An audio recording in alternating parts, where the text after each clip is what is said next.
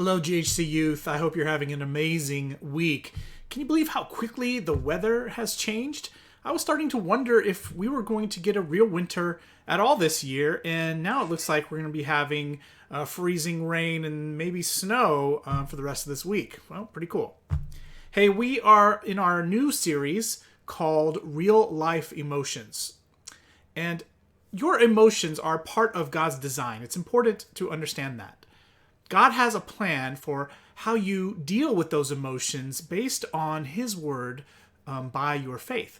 And so today we're talking about the emotion of fear. Fear is a funny thing because your fear can be manipulated to give you a thrill, like if you ride a roller coaster or go skydiving or go see a scary movie. Fear can cause your whole body to have a reaction. It's the fight or flight, or even get paralyzed in fear. Everyone has fears. It's completely normal.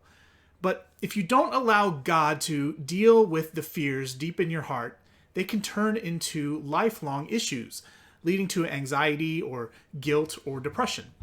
It's important to know that when you face any kind of fear or danger, that as a believer, you can find security in God's character, His care, His protection, and His love. But fear can be overwhelming. There's an acronym which will help you remember that most fears are irrational and you don't need to be overwhelmed. And it's this: FEAR, false evidence appearing real. False evidence appearing real. And what it means is that most of the things that cause us to have fear, they don't need to. People will use irrational fears to maliciously manipulate you. It's used in media, it's used in politics all the time to get you on their side. Our enemy Satan will use your fears to try to destroy your life and pull you away from God. I did some research and I found in 2020 the top 10 fears among teenagers. Of course, obvious one is COVID.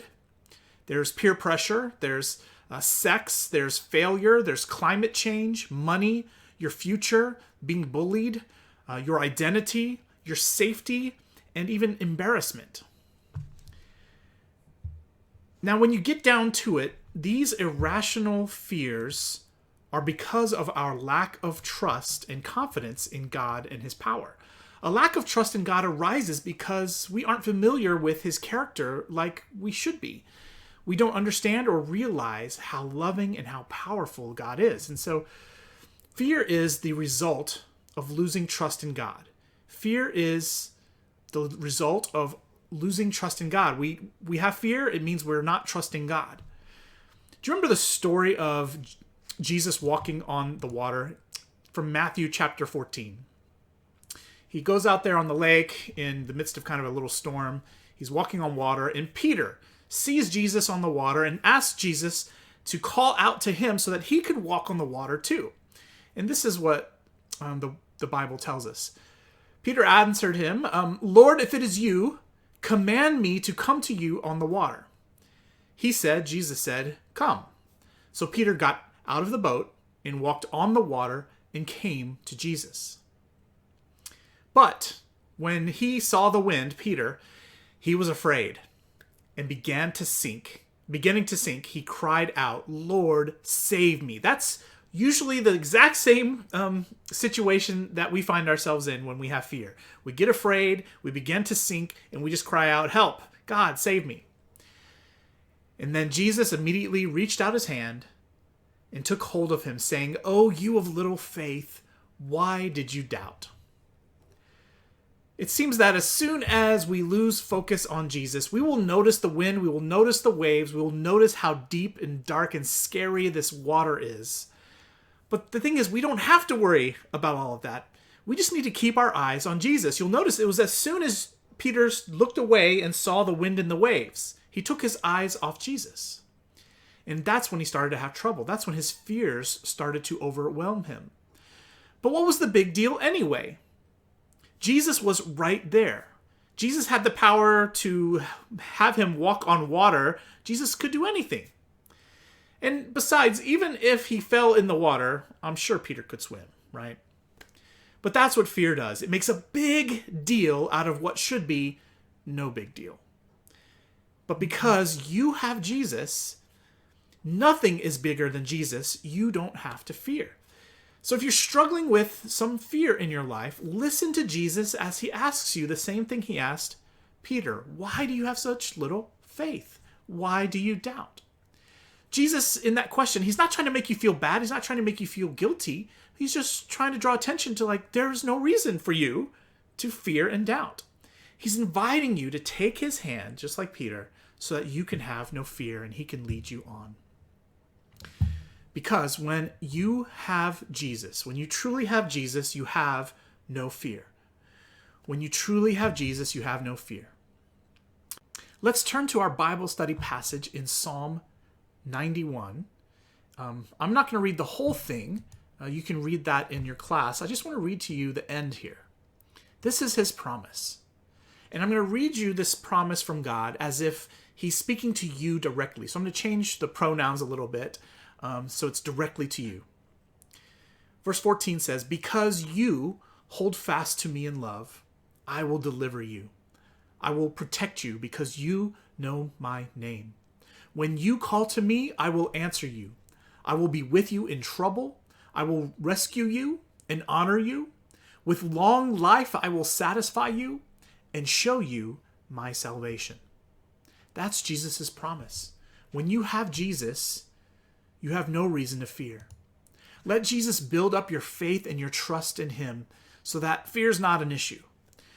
To where you aren't afraid of anything. You're not afraid of anything because you know Jesus has got you. Now, there will be times in your life when it seems like you're in a bad place. You're all alone. The wind and the waves are punishing you. But remember to take your eyes off of your problems. Lift up your head. Bolster your faith and fix your eyes on Jesus. He's standing right in front of you, walking on top of all of your problems because he's in control of them.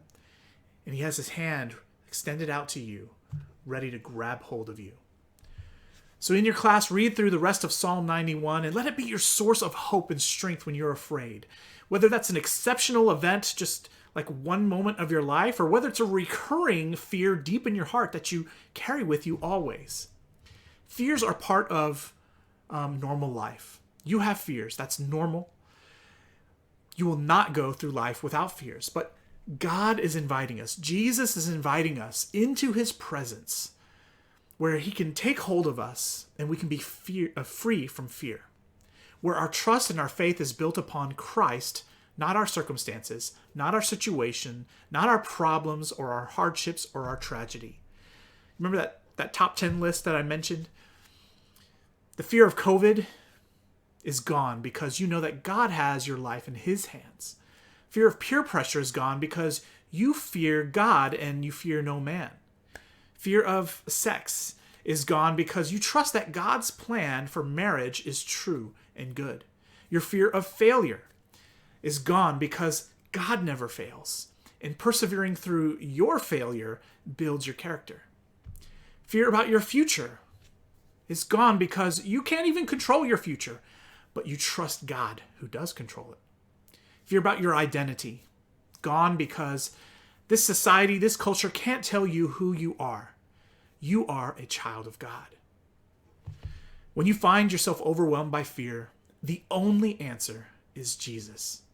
I pray that this week your faith would strengthen and your fears would subside. Well, GHC youth, that's it for me this week. I hope you stay safe and warm and that you're doing well, and I hope to see you soon.